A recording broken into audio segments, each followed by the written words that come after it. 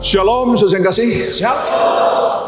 Khotbah saya hari ini saya beri judul Kasih Berbalas Kasih. Siapa yang mau mengasihi Tuhan Yesus lebih dari apapun juga? Oh, kita semua mau. Saudara, hari ini kita memperingati hari Jumat Agung. Hari kematian Tuhan Yesus di atas kayu salib dengan penderitaan yang maha dahsyat. Kalau saya bayangkan betapa menderitanya Tuhan di atas kayu salib, itu rasanya nggak tega, saudara ya. Lebih baik orang dipenggal kepalanya sekaligus mati daripada tergantung di kayu salib dengan penderitaan yang luar biasa.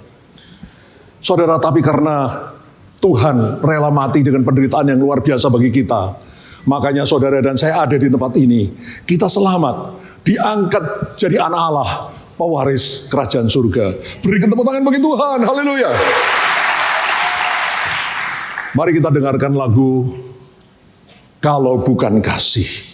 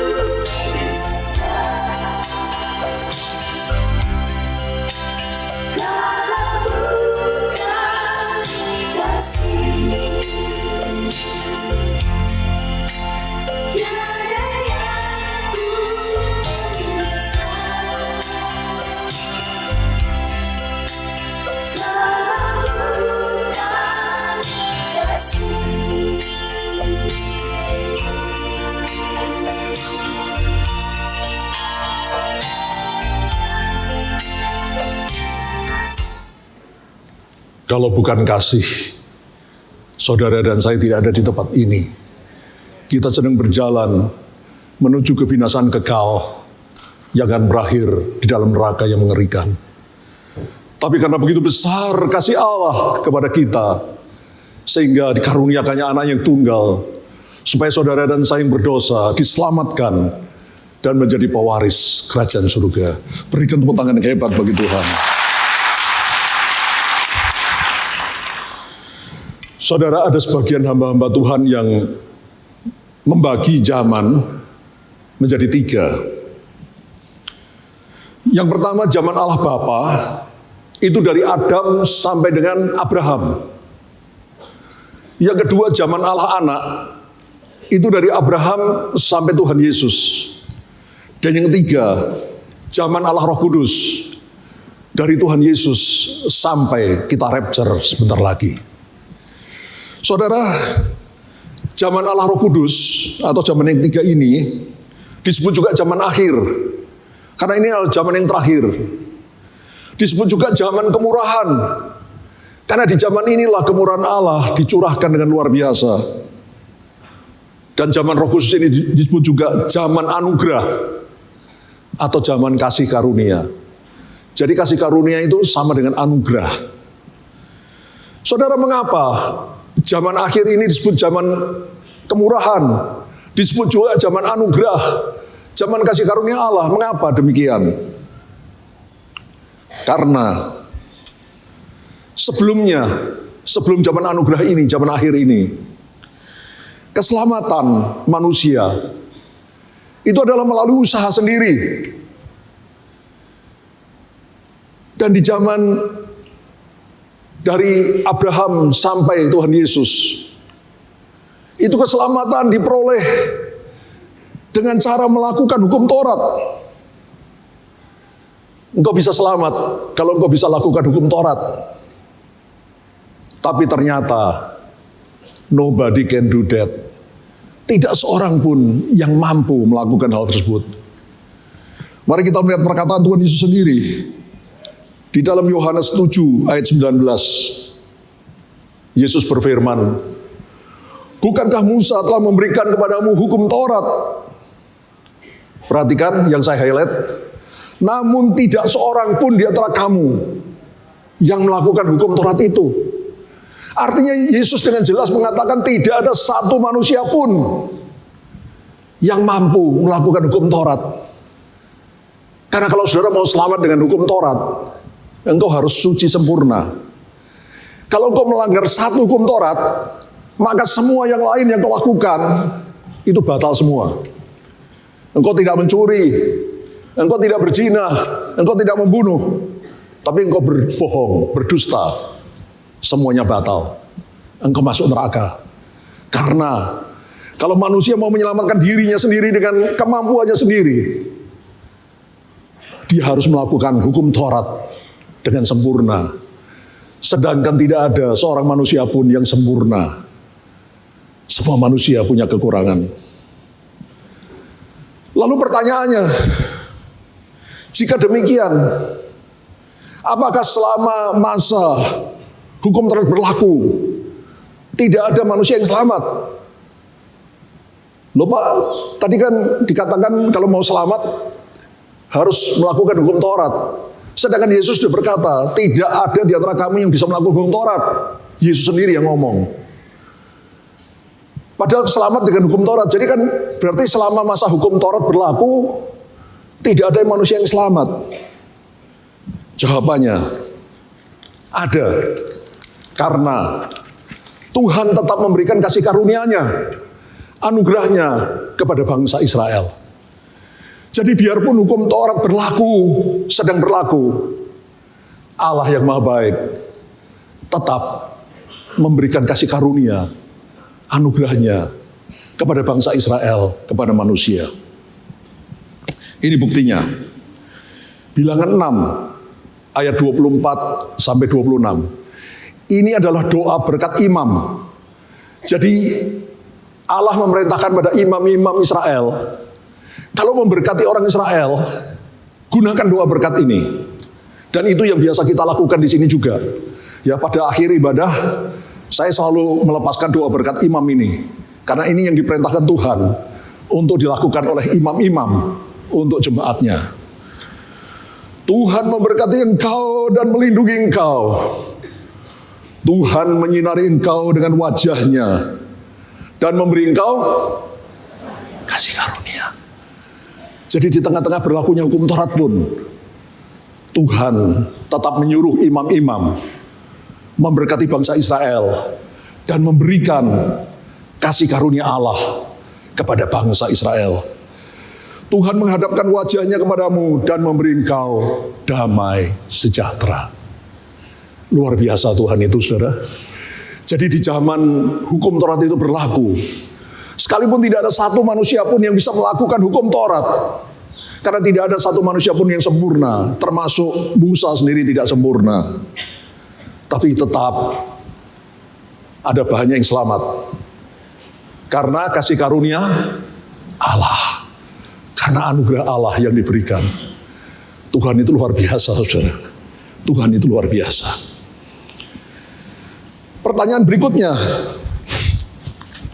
kalau begitu untuk apa Tuhan memberikan hukum Taurat kepada bangsa Israel, kepada manusia? Kalau Tuhan sudah tahu bahwa tidak seorang pun yang sanggup melakukan hukum Taurat itu, kenapa Tuhan tetap berikan kepada manusia? Jawabannya, supaya bangsa Israel atau manusia sadar bahwa mereka tidak mampu menyelamatkan diri mereka sendiri. Selama ini kan manusia berpikir, aku mampu berbuat baik, aku mampu menyelamatkan diriku sendiri, aku mampu masuk ke surga dengan kekuatanku sendiri. Di zaman Allah Bapa, Tuhan biarkan, you berbuat apa? You kan mau berusaha selamat sendiri, nggak bisa. Di zaman Allah Anak, Tuhan memberikan hukum Taurat. Ini petunjuk Tuhan, lakukan. Ternyata sudah diberi petunjuk pun manusia tidak sanggup melakukan. Satu-satunya kesempatan kita bisa selamat adalah dengan cara menerima anugerah atau kasih karunia Allah. Do you understand? Berikan tepuk tangan yang hebat bagi dia. Saudara, Allah itu luar biasa. Ya. Dibiarkan dulu. Berbuat apa? Tidak mampu untuk selamat. Diberi petunjuk oleh Allah, hukum Taurat. Ini loh, peraturan lakukan. Tetap tidak mampu. Baru kemudian di zaman akhir ini, di zaman anugerah ini, di zaman kemurahan ini, di zaman kasih karunia ini, Tuhan menyatakan bahwa keselamatan hanya bisa diperoleh dengan anugerah atau kasih karunia Allah. Do you understand? Berikan sekali lagi kemuliaan bagi Tuhan. Yohanes 3 ayat 16. Karena begitu besar kasih Allah akan dunia ini, sehingga dia telah mengaruniakan kasih Allah, dikaruniakan pada manusia. Dia mengaruniakan anaknya yang tunggal, Yesus Kristus, supaya setiap orang yang percaya kepadanya tidak binasa, melainkan beroleh hidup yang kekal.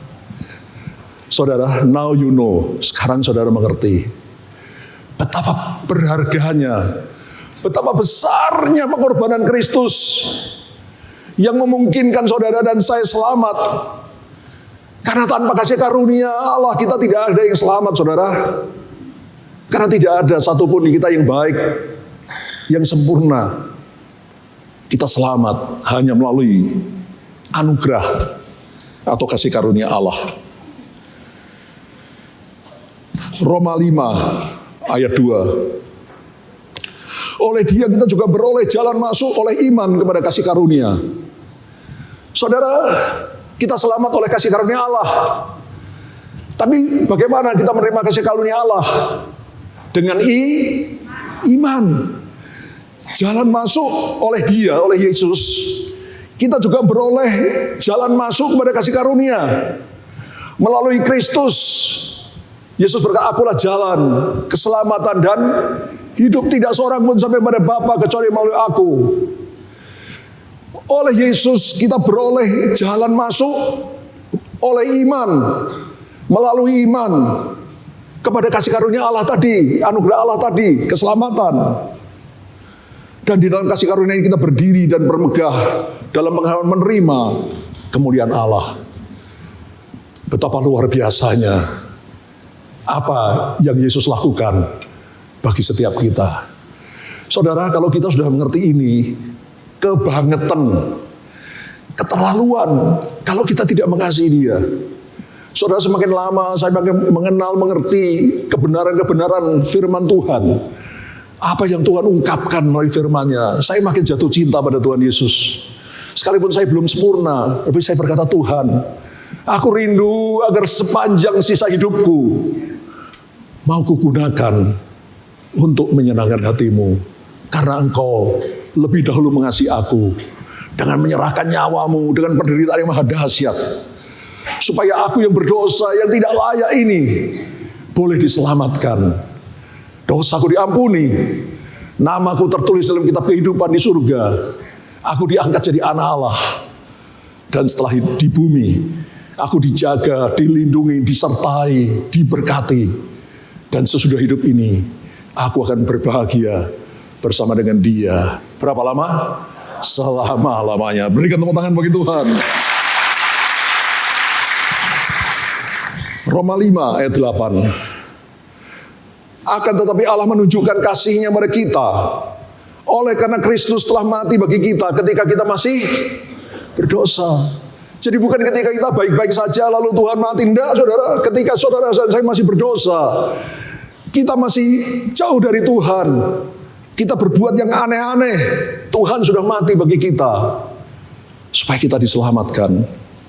Saudara, kalau kau mengerti besarnya kasih Allah, sepanjang sisa hidupmu hanya mau kau gunakan untuk menyenangkan hati-Nya. Amin, saudara. Saudara, menyadari begitu besarnya kasih Allah pada kita, biarlah di hari Jumat Agung ini kita mau membalas kasih-Nya dengan cara mengasihi Dia lebih dari apapun juga. Kasihlah Tuhan Allahmu dengan segenap hatimu, segenap jiwamu, segenap kekuatanmu, segenap akal budimu. Dengan segala keberadaan kita, kita harus mengasihi Dia lebih dari apapun juga. Dan persembahkan diri kita kepada Dia. Mempersembahkan diri bukan harus menjadi pendeta, saudara. Kalau engkau tidak dipanggil jadi pendeta, tidak usah jadi pendeta. Tapi kalau kau dipanggil, lepaskan segalanya. Ikuti apa yang Tuhan mau. Seperti yang saya tahu saya dipanggil sebagai pendeta. Saya sudah mendengar 7 tahun sebelumnya, waktu saya berdoa puasa di Ungaran, saya tanya Tuhan, apakah saya harus jadi pendeta sepenuh waktu? Roh Kudus berbicara audible, kedengaran. Tunggu, wah saya kaget luar biasa, saudara. Tapi sejak itu saya bilang sama istri saya, sayang, kita pasti jadi hamba Tuhan sepenuh waktu. Tapi sekarang belum waktunya, kita harus menunggu. Dan 7 tahun kemudian, Tuhan berkata, sudah waktunya. Saya lepaskan semua pekerjaan saya. Dan saya menjadi hamba Tuhan sepenuh waktu. Kalau saudara dipanggil Tuhan, menjadi hamba Tuhan sepenuh waktu, lakukan. Ya, panggilan Tuhan, panggilan tertinggi. Tapi kalau tidak, jangan lakukan. Ya, kita lakukan yang Tuhan mau perintahkan pada kita. Do you understand? Saudara di tempat saudara sendiri, saudara sebagai dokter, sebagai insinyur, sebagai guru, sebagai apapun karyawan dan sebagainya, saudara bisa lakukan kehendak Tuhan. Ya, saudara bisa menyenangkan hati Tuhan. Ya, dengan melakukan perintah-perintahnya. Ya. Mari saudara, kalau kita sudah menyadari betapa besarnya kasih Allah, maka kita mau membalas kasih-Nya dengan mengasihi Dia lebih dari apapun juga dan mempersembahkan hidup kita ini kepadanya. Next. Roma 12 ayat 1 dan 2. Karena itu saudara-saudara, demi kemurahan Allah aku menasihatkan kamu Supaya kamu, apa saudara?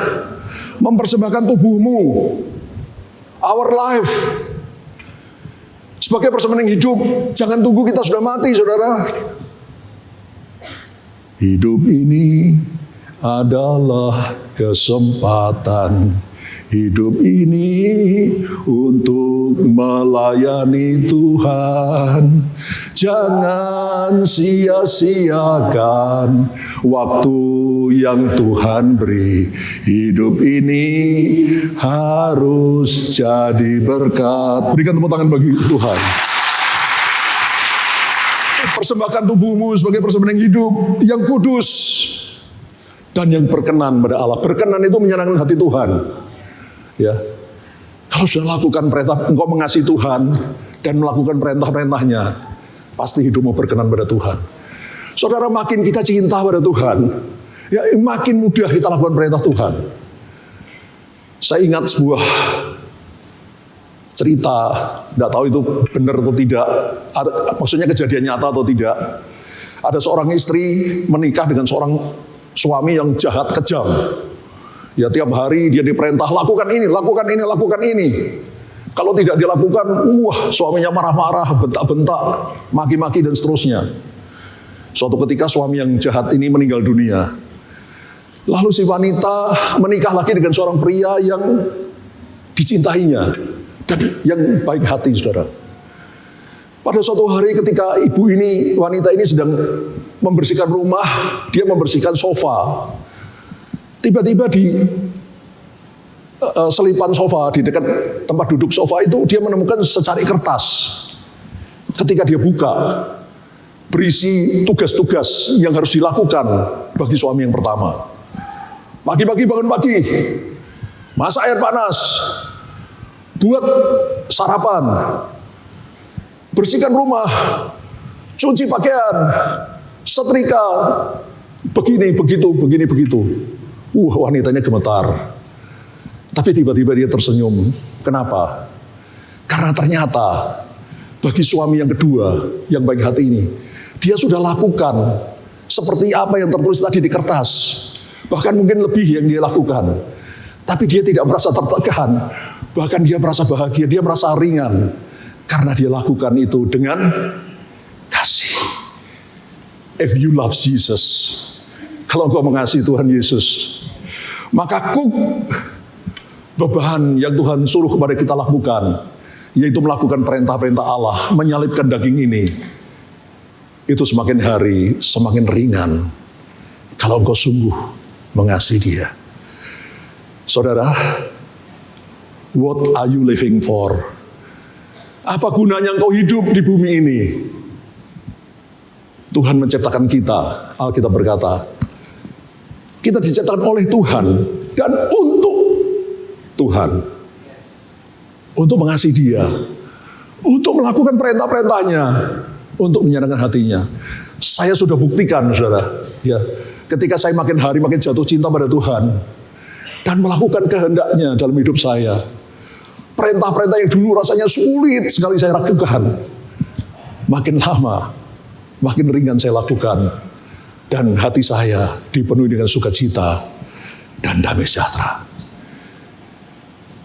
Persembahkan tubuhmu sebagai persembahan yang hidup, yang kudus dan berkenan pada Allah, itu adalah ibadahmu yang sejati. Janganlah kamu menjadi serupa dengan dunia ini. Jangan jadi sama dengan orang dunia yang hidup dengan kedagingan. Tapi berubahlah oleh pembaharuan budimu. Milikilah karakter seperti Kristus, sehingga engkau dapat membedakan manakah kehendak Allah, apa yang baik, yang berkenan pada Allah, dan yang sempurna. Next, kita akan akhiri firman Tuhan ini kembali dengan lagu Kalau Bukan Kasih. Kalau bukan kasih, engkau dan aku tidak ada di sini. Kalau bukan kasih, kita masih berjalan menuju kebinasaan yang kekal. Tapi karena kasih, maka saudara dan saya ada di sini. Disertai Tuhan, diberkati, dituntun, dijaga, dilindungi, Dan sesudah hidup ini, kita akan berbahagia bersama dia. Berapa lama? Selama-lamanya. Berikan tepuk tangan bagi Tuhan. Kalau bukan kasih,